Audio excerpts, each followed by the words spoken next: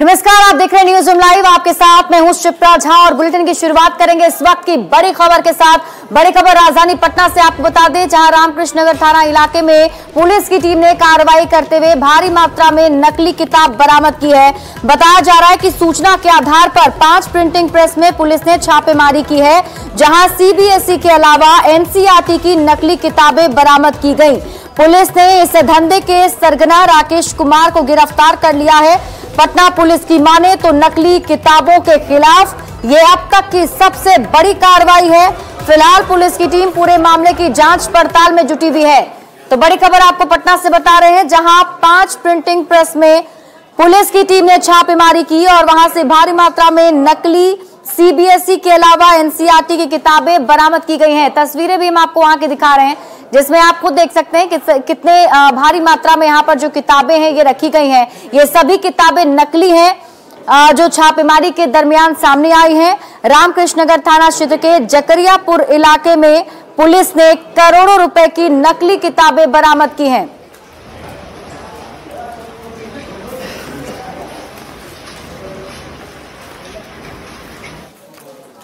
और अगली खबर आपको मोतिहारी से बता दें, मोतिहारी से बड़ी खबर सामने आ रही है, जहां 40 लाख रुपए की चांदी जब्त की गई है। बताया जा रहा है कि वाहन चेकिंग के दरमियान पुलिस को ये बड़ी कामयाबी मिली।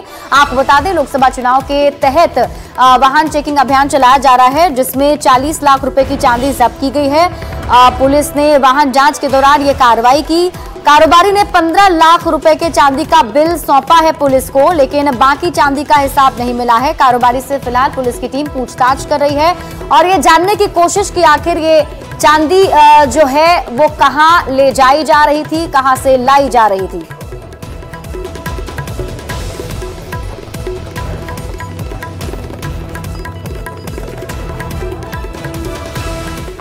और अगली बड़ी खबर आपको बोकारो से बता दें, जहां गैस रिसाव की वजह से काफी दिक्कतों का सामना करना पड़ रहा है और बताया जा रहा है कि इससे आसपास के जो लोग हैं वो काफी दहशत के माहौल में जी रहे हैं, क्योंकि जानकारी के मुताबिक अचानक गैस रिसाव होने से पूरे इलाके में जो ये गैस है वो फैलता चला जा रहा है। जहरीली गैस से लोगों के बीच में हड़कंप मचा हुआ है। बोकारो स्टील प्लांट में गैस रिसाव की खबर है। बोकारो स्टील के हॉट स्ट्रीट मिल की एक घटना है। मौके पर अफरा तफरी का माहौल बन गया है। बीएसएल के संचार प्रमुख ने इसकी पुष्टि की है।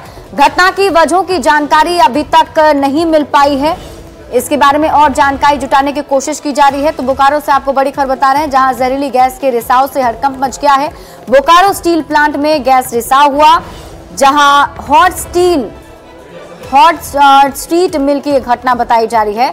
मौके पर अफरा तफरी का माहौल बना हुआ है। तस्वीर हम आपको वहां की दिखा रहे हैं, देखिए बोकारो के हॉट स्ट्रीट मिल की ये तस्वीर, जहां अचानक जहरीली गैस का रिसाव होने लगा, जिससे आसपास के इलाकों में हड़कंप मचा हुआ है। लोग दहशत में हैं।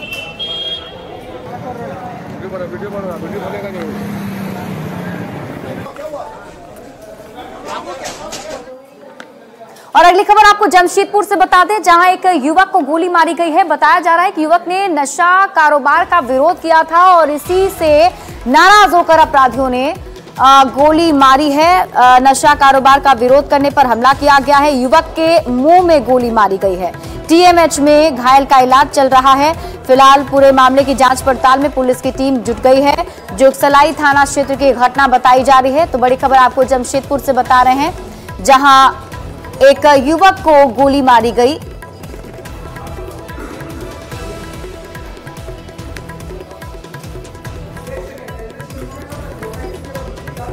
और अगली खबर आपको बता दें, पश्चिम बंगाल में एनआईए की टीम पर एक बार फिर से हमला किया गया है। जानकारी के मुताबिक करीब 150 से अधिक लोग इस हमले में शामिल थे और इन सभी लोगों ने एनआईए की टीम पर ही हमला कर दिया।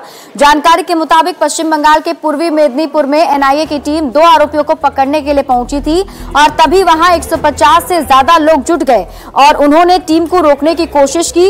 इस दौरान उन्होंने गाड़ियों पर पथराव भी कर दिया।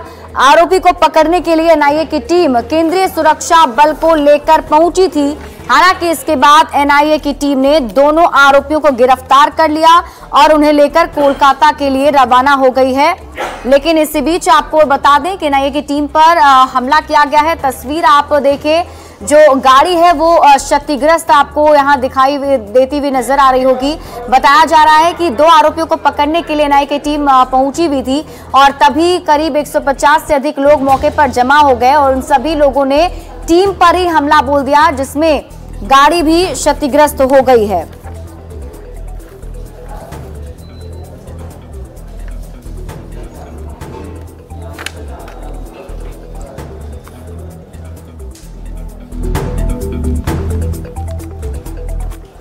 और अब बात करते हैं लोकसभा चुनाव से जुड़ी खबरों की। तो बिहार में फिलहाल परिवारवाद को लेकर वार पलटवार चल रहा है, जहां एक तरफ पीएम मोदी की रैली से पहले नेता प्रतिपक्ष तेजस्वी यादव ने परिवारवाद को लेकर सवाल पूछा था, तो उसका जवाब अब जेडीयू की तरफ से दिया गया है। जेडीयू के मुख्य प्रवक्ता नीरज कुमार ने इसका जवाब दिया है, जिसमें कहा गया है कि लालू परिवार के 12 में से 6 का तो जुगाड़ हो गया, बाकी 6 प्रतीक्षा सूची में हैं। जेडीयू प्रवक्ता नीरज कुमार ने कहा कि बिहार कांग्रेस उम्मीदवार ढूंढने में क्यों है परेशान, घर में उम्मीदवार और पूरे शहर में ढिंढोरा।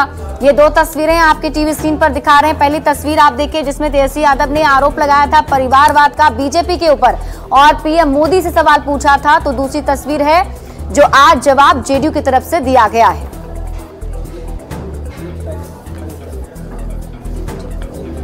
विधानसभा विपक्ष के नेता है, कोई विधान परिषद में विपक्ष के नेता है, कोई राज्यसभा के सांसद है, कोई लोकसभा के उम्मीदवार हैं।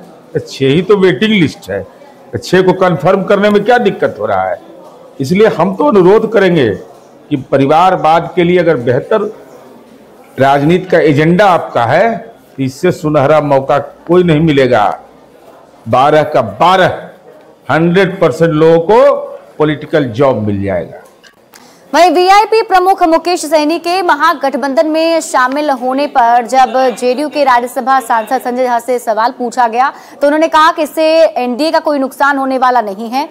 एनडीए 40 की 40 सीटों पर जीत दर्ज जरूर करेगा। और साथ ही साथ परिवारवाद को लेकर उन्होंने कहा कि नीतीश कुमार ने कभी पर्सनल लेवल पर परिवारवाद नहीं किया है। एनडीए का चुनाव प्रचार चल रहा है और 40 सीट पर हमारे प्रत्याशी डिक्लेयर्ड हैं और जो माहौल देश का है, किसको प्रधानमंत्री बनाना है, कौन सी सरकार बनानी है, वो बिहार के लोग जानते हैं। आरजेडी ने अभी तक अपने ऑफिशियली अनाउंसमेंट नहीं किए हैं कैंडिडेट्स के साथ, उधर जेडीयू बीजेपी के सभी कैंडिडेट्स अनाउंस है। ना, मैं अपनी बात कर सकता हूँ, जो एनडीए की बात है, एनडीए में बहुत कोहेसिव तरीके से पूरा कैंपेन चल रहा है। और अगली खबर आपको बता दें, सारण से आरजेडी की प्रत्याशी रोहिणी आचार्य के ऊपर लगे आरोप पर अब सम्राट चौधरी की तरफ से बयान दिया गया है। उनकी तरफ से कहा गया है कि लालू परिवार का मतलब ही है गुंडा राज स्थापित करना। लालू परिवार का मतलब है लूट खसोट स्थापित करना। ये लोग कानून तोड़कर आगे बढ़ते हैं, जिसकी शिकायत चुनाव आयोग में की गई है। अब चुनाव आयोग को इस पर कार्रवाई करनी है। आपको बता दें कि सारण से आरजेडी प्रत्याशी और लालू प्रसाद की बेटी रोहिणी आचार्य को लेकर एक आरोप लगाया गया है पुलिस के दुरुपयोग का। उपयोग कर रही है रोहिणी आचार्य के सभा में उनके सुरक्षा प्रभारी गए हुए थे, आचार संहिता जांच वगैरह कर रहे हैं। राज्य निर्वाचन आयोग या इलेक्शन कमीशन इस पे अपना कॉन्जियस ले, लोगों ने आवेदन दिए हैं, उस पर कार्रवाई करनी चाहिए। इस तरह की सर जो मतलब ये कि अरे तो लालू जी के परिवार से आप क्या अपेक्षा करते हैं? लालू जी के परिवार का मतलब ही है गुंडा राज स्थापित करना, भ्रष्टाचार स्थापित करना, लूट खसोट स्थापित करना और कानून को तोड़कर आगे बढ़ना, यही लालू जी का परिचय है। और बीजेपी आज अपना 45वां स्थापना दिवस मना रही है। बड़े धूमधाम से यह स्थापना दिवस मनाया जा रहा है। बात अगर हम बिहार प्रदेश कार्यालय की करें तो बिहार में जो पटना में प्रदेश कार्यालय है उसमें डिप्टी सीएम सम्राट चौधरी ने झंडा पार्टी का फहराया और इसके साथ ही स्थापना दिवस मनाया गया है। प्रदेश अध्यक्ष सम्राट चौधरी ने पार्टी का झंडा फहराया और सभी को स्थापना दिवस की शुभकामनाएं दी हैं। इस दौरान पार्टी ऑफिस को बहुत खूबसूरत तरीके से सजाया भी गया है।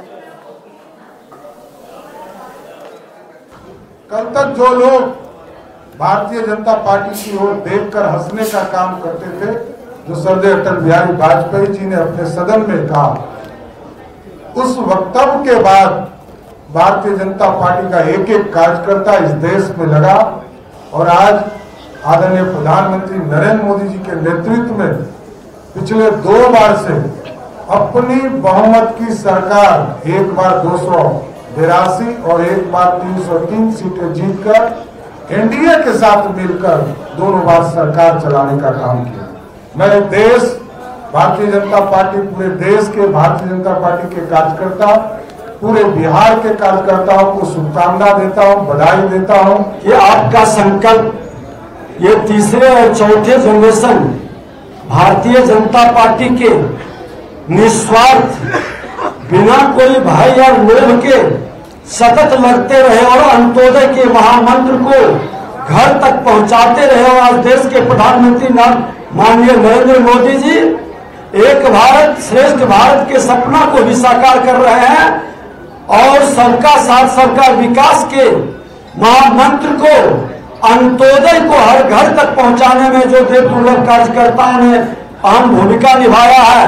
और आज 44वां वर्ष, 40 पार बिहार में और 400 पार देश में ये सपना को साकार करने के लिए 21वीं सदी में विकसित भारत और विकसित बिहार बनाने का एक नए संकल्प, नए उत्साह के साथ हम लोग कदम बढ़ाए हैं। और हमारे कार्यकर्ता एक मिशन, एक ध्येय को लेकर के आगे बढ़ता है।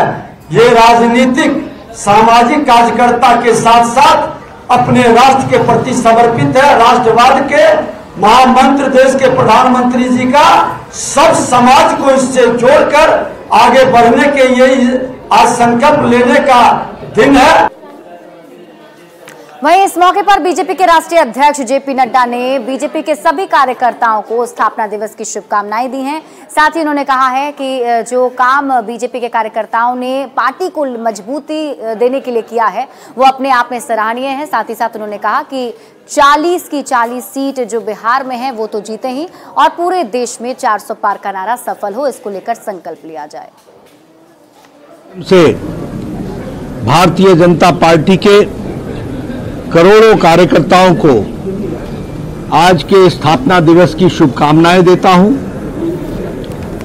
उनको साधुवाद भी देता हूं और इस शुभकामना के साथ हम आगे 2024 के चुनाव के लिए संकल्प और आह्वान भी उनको करता हूं। आज भारतीय जनता पार्टी जिस मुकाम पर आदरणीय प्रधानमंत्री नरेंद्र मोदी जी के नेतृत्व में पहुंची है, उस यात्रा में 4-4, 5-5 पीढ़ियां खप गई और उनके तप के कारण, उनके योगदान के कारण, उनकी तपस्या के कारण, जो उन्होंने वैचारिक अधिष्ठान के लिए खून पसीना एक किया, उस कारण से आज प्रधानमंत्री मोदी जी के नेतृत्व में भारतीय जनता पार्टी दुनिया की सबसे बड़ी पार्टी बनी है। तो वहीं प्रधानमंत्री नरेंद्र मोदी ने भी सभी को बीजेपी के स्थापना दिवस की शुभकामनाएं दी हैं। सोशल मीडिया साइट एक्स पर पोस्ट करके उन्होंने अपने बीजेपी के सभी कर्मठ कार्यकर्ताओं को लेकर ये पोस्ट लिखा है, जिसमें उन्होंने लिखा कि भारतीय जनता पार्टी के स्थापना दिवस पर देश भर के मेरे कर्मठ और परिश्रमी कार्यकर्ताओं को बहुत बहुत बधाई और शुभकामनाएं। आज उन महान विभूतियों को नमन करने का दिन है जिन्होंने वर्षों की अपनी कड़ी मेहनत, संघर्ष और त्याग से पार्टी को सींचकर इस ऊंचाई तक पहुंचाया है। मैं आज पूरे विश्वास के साथ कह सकता हूं कि बीजेपी देश की सबसे पसंदीदा पार्टी है जो राष्ट्र प्रथम के मंत्र के साथ जन जन की सेवा में जुटी हुई है।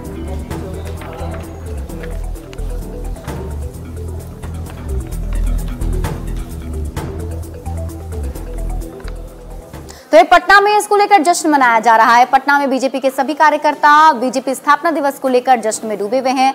प्रदेश कार्यालय में क्या कुछ है अभी फिलहाल की तस्वीर, उसका जायजा लिया हमारे संवाददाता रवि एस नारायण ने।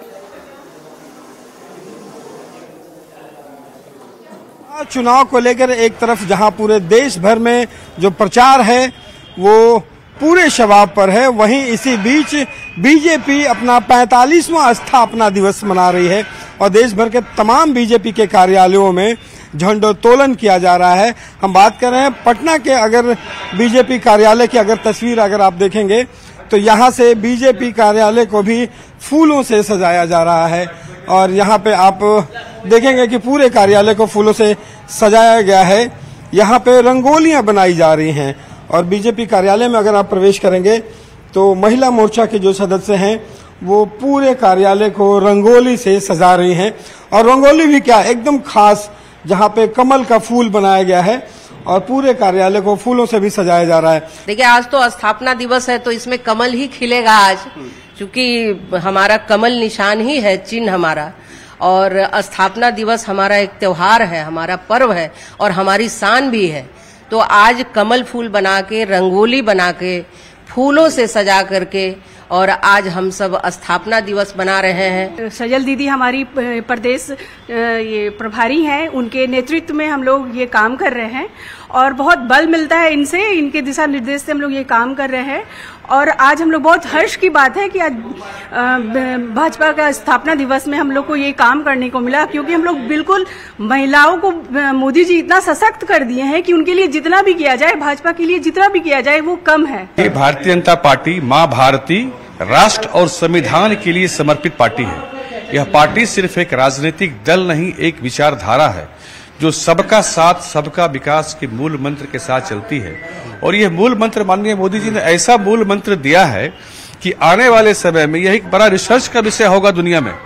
तो और भाजपा देखिए, अभी माननीय मोदी जी ने दिया ज्ञान, गरीबी, युवा, अन्नदाता यानी किसान और नारी, इस चार पे माननीय मोदी जी ने फोकस किया और इस चार का विकास होने से पूरे देश का उत्थान होता है। और भाजपा ही एक ऐसा दल है जो सभी जाति धर्मों को साथ लेकर चलती है। आज स्थापना दिवस है, लोकसभा चुनाव में बीजेपी के जो 400 पार का नारा है वो पूरा किया जाए और इसे लेकर के तमाम कार्यकर्ता जो हैं वो आज स्थापना दिवस पे जुटे हुए हैं। कैमरा पर्सन मनीष जुनेजा के साथ रवि एस नारायण, न्यूज 18 पटना। तो देखिए, लोकसभा चुनाव में सीमांचल का इलाके में अल्पसंख्यक निर्णायक भूमिका में होते हैं। तो ऐसे में आरजेडी की तरफ से वहां पर प्रत्याशी, कांग्रेस की तरफ से प्रत्याशी उतारा गया है तारिक अनवर को। तो वहीं अशफाक करीम जो हैं वो तारिक अनवर के पक्ष में वोट करने के लिए कह रहे हैं। तो ऐसे में अब जब जेडीयू के उपाध्यक्ष से सवाल पूछा गया तो उन्होंने कहा कि अल्पसंख्यक समाज भी विकास के मुद्दे पर नरेंद्र मोदी और नीतीश कुमार को वोट करने के लिए तैयार है। गठबंधन की राजनीति में जो होता है वो हुआ। यहाँ कांग्रेस के खाते में गई, पूर्णिया में राजद के खाते में चली गई, जिसके कारण यहाँ की सीट कांग्रेस को मिल गई। और आज तारिक अनवर साहब चुनाव लड़ रहे हैं, बहुत पुराने हैं, बहुत दिनों से हैं, कटिहार में एमपी रहे, लगभग 11 बार लड़े हैं, यहाँ तक मुझे याद है 5 बार जीते हैं और शायद 12वीं बार फिर लड़ रहे हैं। देखिए, हमको उससे कोई फ़र्क नहीं पड़ता और उनका अपना फैसला है, उनकी अपनी एक रणनीति है। कोई हमसे पूछ के ना उन्होंने कैंडिडेट दिया था, ना हमसे पूछ के उन्होंने विड्रॉ किया है। तो जहाँ तक के कटिहार का सवाल है, कटिहार के जो लोग हैं, यहाँ के मतदाता है, उनकी जो मानसिकता है वो इन चीज़ों से ऊपर है। देखिए, बिहार में जिस तरह से नीतीश कुमार ने सभी वर्गों के लिए काम किया, खासकर मुसलमानों के लिए जो काम किया है वो पूरे हिंदुस्तान में किसी मुख्यमंत्री ने नहीं किया है। और इस बार जो लोग समझते थे कि सीमांचल का एरिया चारागाह है, अब उस दिन चला गया है। तो वैसे को भी लग गया था कि इस बार हमारा यहाँ 10,000 भी वोट आने वाला नहीं है, इसलिए उन्होंने अपने आप को वापस किया यहाँ से। और अब बात जमुई की। जमुई में पहले चरण में ही मतदान होना है और ऐसे में वहां से प्रत्याशी एलजेपीआर के प्रत्याशी अरुण भारती ने रोड शो किया और रोड शो के जरिए लोगों से सीधा संवाद करने की कोशिश की गई। साथ ही साथ पार्टी कार्यालय का वहां उद्घाटन करने के साथ उन्होंने बैठक भी की। इस दरमियान उनके साथ शेखपुरा के पूर्व विधायक भी मौजूद थे। पूर्व विधायक ने भी कहा कि एनडीए एकजुट है और सभी लोग एक एक वोट अरुण भारती के पक्ष में करेंगे। लोकसभा की जनता के पास जा रहा हूं, उनसे उनका आशीर्वाद मांग रहा हूं, उनका प्यार मांग रहा हूं और ये वादा भी कर रहा हूं कि चिराग जी के अधूरे कार्यों को पूरा ही नहीं करूंगा, बल्कि इससे आगे बढ़ के हम और नए विकास के कार्य यहाँ पे लाएंगे, नई परियोजनाएं लाएंगे, ताकि जमुई में जो विकास की बयार बही है वो चलती रहे। जब इनका प्रत्याशी नहीं आए थे, एनडीए का जो भी प्रत्याशी आएगा, दोनों सीट शेखपुरा विधान जिला में 2 विधानसभा है, बरबीघा और शेखपुरा, बरबीघा नवादा में है और शेखपुरा जमुई में है। दोनों में एनडीए का जीत होगा और इस जीत को कोई नहीं रोक सकता। और लोकसभा चुनाव में जीत सुनिश्चित हो सके, इसके लिए एनडीए के सभी नेताओं ने कमर कस ली है। इसी कड़ी में मंत्री अशोक चौधरी ने भी जमुई में जाकर एनडीए प्रत्याशी अरुण भारती के पक्ष में वोट की अपील की। उन्होंने कहा कि नरेंद्र मोदी ने देश की जनता का विश्वास जीता है। उन्होंने आगे कहा कि देश की एकता की बात हो या विकास की बात हो, सभी क्षेत्रों में मजबूती से भारत आगे बढ़ रहा है और ये विश्वास है प्रधानमंत्री नरेंद्र मोदी पर सभी लोगों का, जिससे कि 40 की 40 सीटों पर बिहार में जीत मिलेगी। वर्षों के कार्यकाल में पूरे देश में लोगों के मन में यह विश्वास दिलाने का प्रयास किया है और उन्होंने जो अपने काम किए हैं उससे ये विश्वास दिलाया भी है कि बिहार, हिंदुस्तान जो है कि अर्थव्यवस्था आने वाले समय में सबसे बड़ी, पूरी दुनिया की 5वीं बड़ी अर्थव्यवस्था भी हो गई है और तीसरी बड़ी अर्थव्यवस्था के लिए बढ़ रही है। तो कहीं ना कहीं उनके कार्य पे लोगों को विश्वास बढ़ा है। लोगों को लगता है कि ये आदमी सक्षम है और इस सक्षम आदमी के हाथ में अगर देश रहेगा तो देश और आगे बढ़ेगा। और अब बात करते हैं बिहार में बढ़ती गर्मी की। तो बिहार में अचानक से गर्मी काफी ज्यादा बढ़ गई है, जिससे लोगों को भी काफी परेशानी का सामना करना पड़ रहा है और ऐसे में मौसम विभाग की तरफ से भी बिहार के 24 जिलों के लिए येलो अलर्ट जारी कर दिया गया है। साथ ही साथ लोगों से सावधानी बरतने की अपील की गई है। जायजा लिया है संवाददाता रवि एस नारायण ने।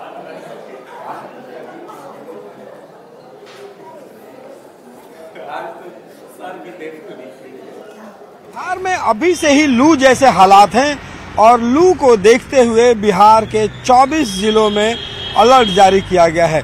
और आपको बता दें कि मौसम विभाग ने लू को देखते हुए, हीट वेव को देखते हुए 24 जिलों में येलो अलर्ट जारी किया है और बताया है कि इन 24 जिलों में लू जैसे हालात रहेंगे और जिससे लोगों को बचने की जरूरत है। मौसम विभाग ने 24 जिलों में अलर्ट जारी किया है लू को देखते हुए। गर्मी तो बढ़ रहा है, गर्मी बढ़ रहा है, उमस हाँ, दिन में जैसे जैसे टाइम बढ़ते जाता है गर्मी बढ़ते थोड़ी जल्दी आ गई। हाँ, जल्दी आ गया। चैत का महीना है, अभी तक नहीं, चैत का महीना में इतना गर्मी नहीं रहना चाहिए था। बहुत गर्मी है, ये महीना होता था जेठ, बैसाख जेठ में आता था ऐसा टेम्परेचर, 40 डिग्री का टेम्परेचर था परसों दिन। तो अभी से ही सुबह से जूस के दुकान में पहुंचे हैं। हाँ, जूस का अभी हम लोग टहल करके आए हैं। एक बाद टहलने के बाद यहाँ हम लोग जूस का थोड़ा सा ही कर रहे हैं। रफ्तार बढ़ी? हाँ, रफ्तार तो बढ़ी है, पहले से बढ़ी है।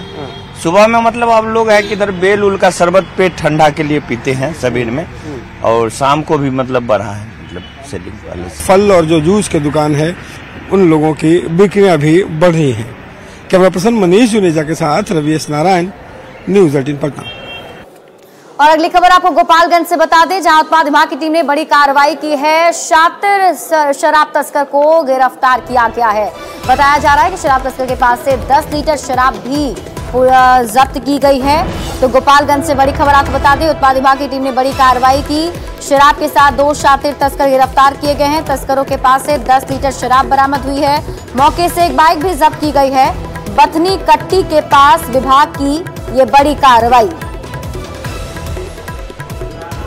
एवं मद्य निषेध विभाग गोपालगंज के द्वारा लगातार अवैध शराब के विरुद्ध अभियान जारी रखा जा रहा है। इसी क्रम में गुप्त सूचना मिली थी कि यूपी से कुछ शराब तस्कर कट रूट रास्ते से शराब की अवैध तस्करी करने जा रहे हैं। इसी के खिलाफ वाहन चेकिंग किया गया था। बथना कुटी जगह कुचायकोट थाना अंतर्गत वहाँ 2 व्यक्ति गिरफ्तार किए गए।